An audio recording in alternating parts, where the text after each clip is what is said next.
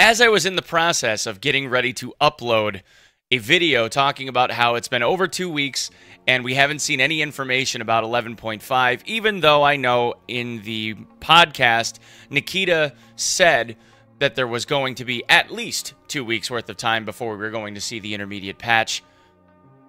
Lo and behold, as if they could tell I was in the process of doing it, although I don't want to say that it's anything to do with me, BSG decided that they were going to preempt my upload with a PSA of their own talking about what was going on with the patch, forcing me to scrap a huge section of what it was that I was going to report today and instead change the story. Hi, everybody.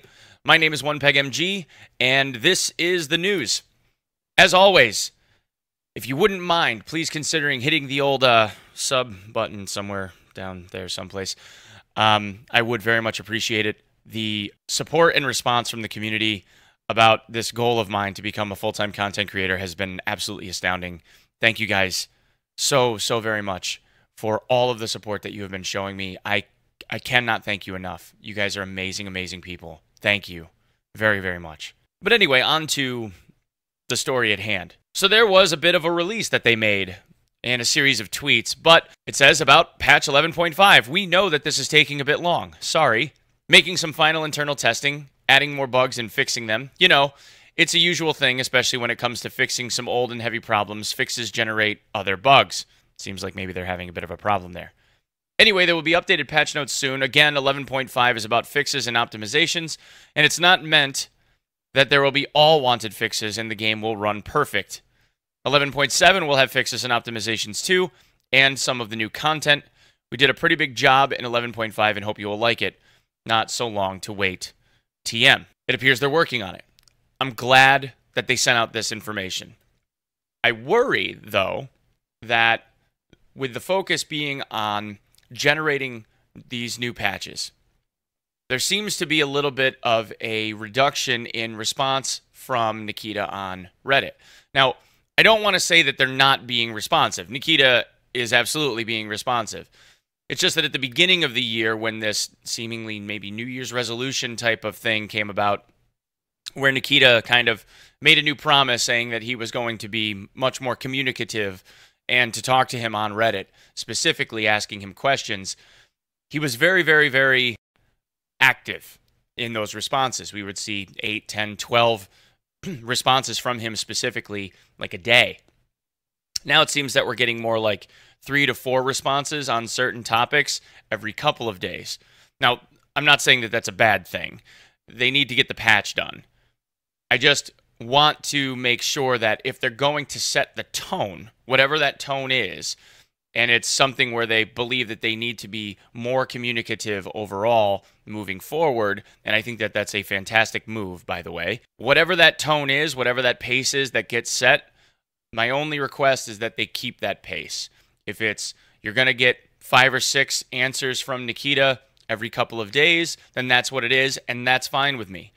What I don't want to see happen is where it ends up being this flood and drought situation where we got like this super transparent, very communicative Nikita, or a version of him where he talked to us all the time, and now it's slowly starting to kind of dwindle off to where we may not see so much of that anymore. I'm not saying that that's going to be the case. I'm just saying it's something that we should be mindful of, or that Nikita should be mindful of, because once something like this begins, that's what we're going to expect, and we obviously have had our share of disappointments in the past, right? The last thing that I have for today is something from the community. Well, related to Tarkov, isn't actually about Tarkov specifically. It's actually about a friend of mine. Well, I use the term friend loosely. Guess more of an acquaintance, someone that I kind of put up with. His name is Kyle. He has a rather fantastic ginger beard. His channel on Twitch is Bad Friends Gaming, otherwise known as Partnered Friends Gaming. That's right. Someone at Twitch decided it was a good idea to give our good old boy Baddie a check mark. Now, I don't know exactly how this came about. I don't know if it was some kind of a bribe or Baddie just got really, really lucky. Someone was super hungover and maybe they weren't really clicking on the right checkbox. Vision was a little blurry. I don't know. But Baddie got partnered. First, I want to say clearly this is a mistake.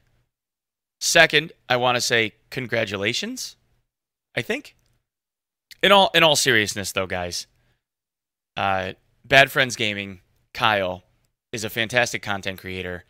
He's been a really good friend of mine, of the stream. I absolutely do love his content. He makes me laugh all the fucking time when I watch him. I would highly recommend that you guys go and check him out and say congrats, because he's awesome. He really is. But if it is one thing that we have learned from this, it's that an awful, awful content creator that looks like this means that there is hope for us all. All of us. If someone as bad as this can become a content creator that Twitch recognizes as a member of the partnership program, literally anyone can become a partner. So go start a channel. They'll take anyone. That's all I have for today, guys. Thank you guys so much again for all the support. Kyle, I fucking love you, man. We need to play games sometime real soon, buddy. And I will see you tomorrow. All right?